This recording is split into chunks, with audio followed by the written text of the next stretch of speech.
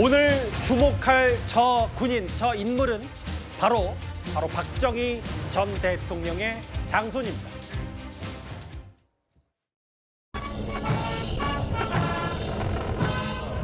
우리 1323기는 이러한 한파는 아무렇지도 않게 생각할 정도로 강하게 훈련받고 교육받았습니다.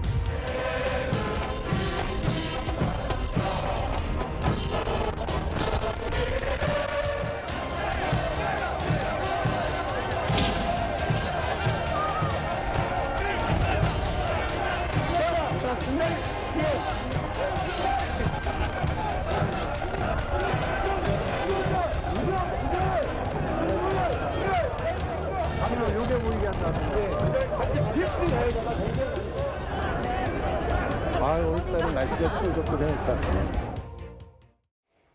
아버지, 어머니를 꽉 껴안고 눈시울을 붉히는 저 사람이 바로 박정희 전 대통령의 첫 손주이자 박근혜 전 대통령의 조카입니다. 바로 박세현 씨가 이 해병대 병사 1323기를 수료했습니다. 저 영상이 어제 저녁부터 뒤늦게 많이 회자가 됐었습니다.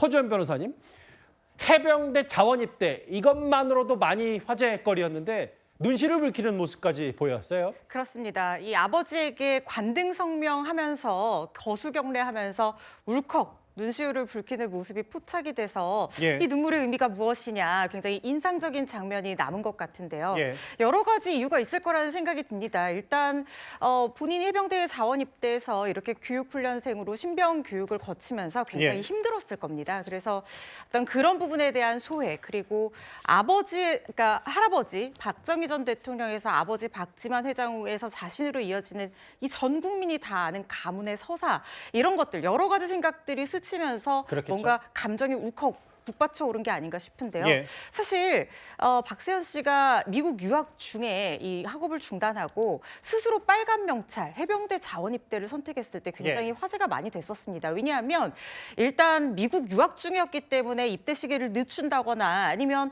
조금 더 편한 어떤 보직이나 이런 부대를 선택을 해서 예. 입대를 할 수도 있었을 텐데 굳이 해병대라는 이 어려운 해병대 그 과정이 굉장히 힘든 걸로 알려져 있잖아요. 그렇죠. 여기에 예. 자원 입대한다는 것도 의미가 있었지만 또 집안이 다 이제 육군 출신이잖아요. 그렇죠. 박정희 전 대통령은 육사 2기로 육군 대장으로 전역을 했고 박지만 회장도 육사 37기 출신입니다. 그래서 아마 제 생각에는 본인이 육군으로 가게 된다고 하면 이 조부와 아버지의 후광에 힘입어 좀 편한 생활을 하려고 하는 거 아니냐 이런 시선들이 나올 수도 있다고 생각을 했던 것 같아요. 그래서 예. 어떤 이런 집안의 유산 이런 것들을 스스로 거부를 하고 내가 스스로 해병대를 선택함으로써 나만의 길을 개척하겠다 이런 의미가 있는 것이 아니었나 하는 생각이 들고 스스로 선택한 이 해병대에서 다른 훈련생들과 똑같이 교육받고 같이 시험 치고 같이 수료하는 그렇죠. 이 수료식 현장에서 아마 이런 여러 가지 감정들이 복합적으로 떠오르면서 이렇게 눈물을 울컥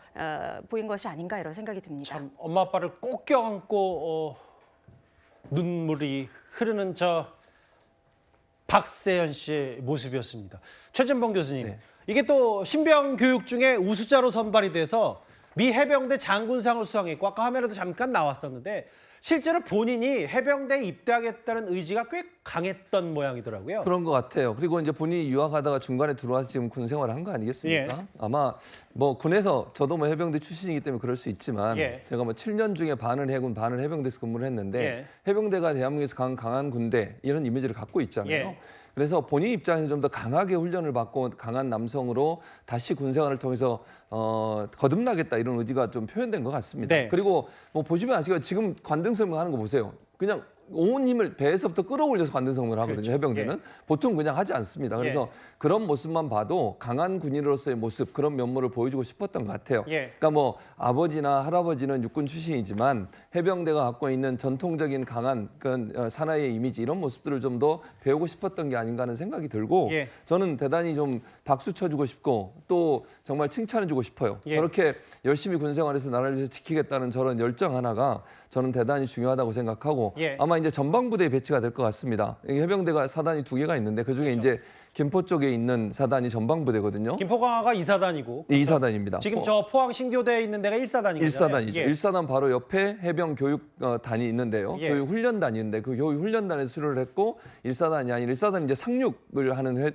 부대거든요. 예. 그래서 만약에 유사시에는 상륙을 하게 되고 2사단은 철제 근무하면서 그렇죠. 휴전선에 있는 데서 근무를 하게 됩니다. 그래서 전방부대에 근무하면서 나라를 지키는 그런 열정을 보일 거로 생각하니까 대단히 늠름하고 예. 멋지다 이런 생각이 듭니다. 신병 교육은 다 수료를 했고 이제 최재봉 교수 말씀처럼 뭐 전문가시니까 해병 해군 최전방 전방 부대에서 근무를 할 것 같습니다. 김포 쪽에 있는 해병대죠. 신병 교육 가운데 상도 받았고 다음 화면을 볼게요. 이현정 의원님. 네. 물론 뭐 지금 박근혜 전 대통령과 박지만 회장이 그리 교류가 많지는 않는 걸로 뭐 전해지고 있습니다만 그럼에도 과거 박근혜 전 대통령이 당 대표 시절에는 정말 장손 첫 조카에 대한 애정이 지극했었습니다. 뭐 사실은 이제 그 표면적으로는 교류가 많지 않다고 하는데 예. 제가 듣기로는 그래도 꽤 많은 교류를 하고 있고 아, 여러 가지 그래요? 어떤 경제적 지원이나 이런 예. 걸 하고 있는 걸로 알고 있습니다. 예. 특히 이제 박근혜 전 대통령 같은 경우는 아무래도 본인이 일단 결혼을 하지 않았고 예. 동생도 사실은 이제 뭐 결혼은 했지만 아이가 없기 때문에 예. 박지만 씨 같은 경우에 이제 처음에 아이가 태어났을 때 세영군이 태어났을 때 예.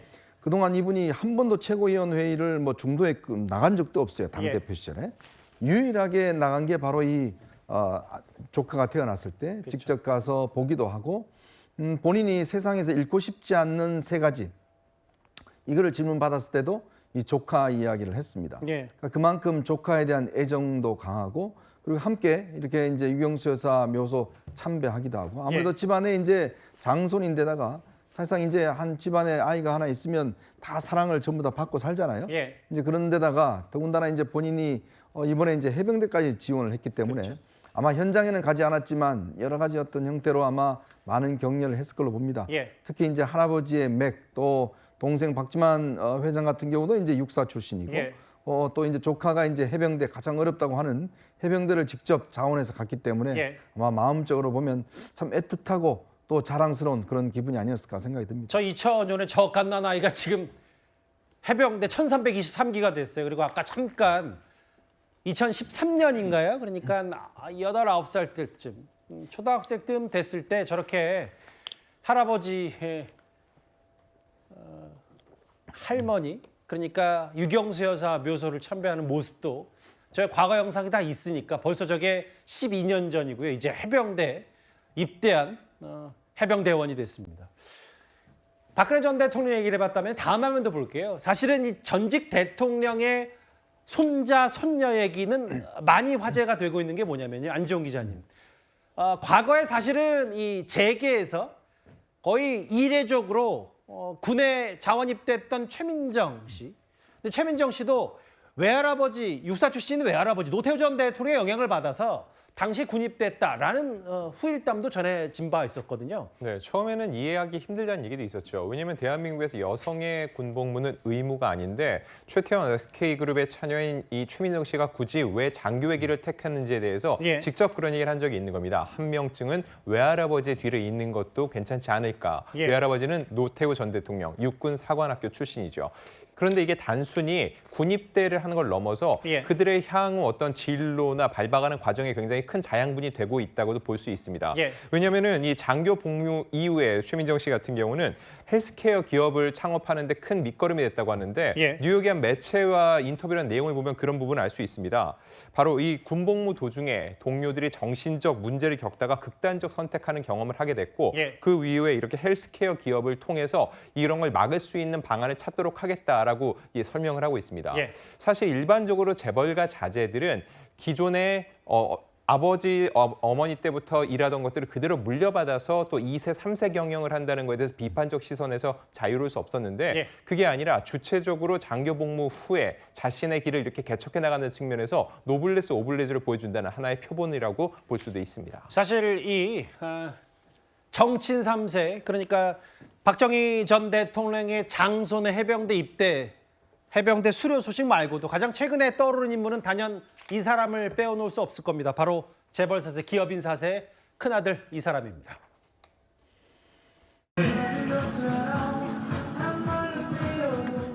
해군 소위의 명을 받습니다. 필승! 필승! 사관원 고생에서 소위로 임명을 명받았습니다. 예, 신고합니다. 필승! 글쎄요, 저희 뉴스탑10에서 이들의 뭐 자원 입대 혹은 임관 소식을 비교적 비중 있게 다루는 이유도 이게 단순히 누군가의 손자가 입대했다라기보다 박정희 전 대통령의 손자는 물론 뭐 당연히 군복무 의무, 병역 의무를 해야 되는 거지만 미국 유학 중에 와서 또 해병대 자원 입대했고 지호군도 미국 시민권을 갖고 있음에도 또 해군 소위를 임관했고 이런 것들이 사회적으로 좀 좋은 긍정적인 영향을 미치기 때문일 거예요. 당연히 그럴 수밖에 없습니다. 우리나라 휴전 국가이고 분단 국가입니다. 그리고 남자들은 모두 다 이 성인이 되면 일정한 예외 사유가 없는 이상 예. 모두 다 군대에 가는 의무 복무를 해야 되는 국가입니다. 사실 우리 이 나라를 지키기 위해서 이 군인들이 노력하는 것은 다 얘기하기도 어려울 정도로 큰 예. 의미를 가진다고 생각하고 군인에 대한 예우와 존중은 충분히 이루어져야 된다고 생각을 하는데 지금 매년 병역 기피 사례들이 보고가 되고 있고 처벌도 이루어지고 있고 기기묘묘한 갖가지 방법의 병역 기피 사례들도 나오고 있습니다.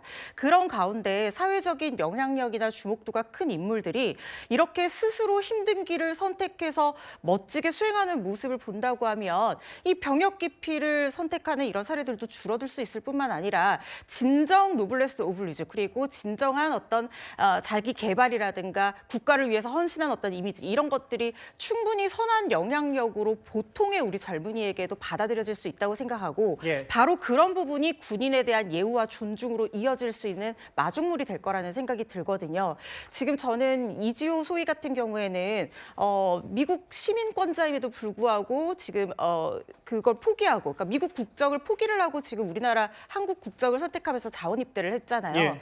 저 말이 지원 동기가 참 마음에 남는데 대한민국 국민으로서 국가에 대한 책임감과 본인이 어떤 역할을 보탬이 돼서 할 수 있는지 이걸 고민하다 지원을 했다. 그리고 본인의 좌우명은 고통 없이 인간은 지나지 못한다라는 것입니다. 예. 그러니까 나라를 위해서 복무를 하는 것이 한 국민으로서 최선을 다할 수 있는 일임과 동시에 예. 내 자신이 스스로 선택한 고통에서 나를 성취해 나가고 개발해 나가는 길일 수 알겠습니다. 있다라는 얘기를 하는 것이 우리 사회에 많은 울림을 줄 수 있다는 생각 듭니다. 정재계에 널리 알려진 인물들의 3세, 4세 군입대 소식, 뭐 사회적 영향이 좋은 영향들이 있을 겁니다. 10위 눈물의 경례 소식이었습니다.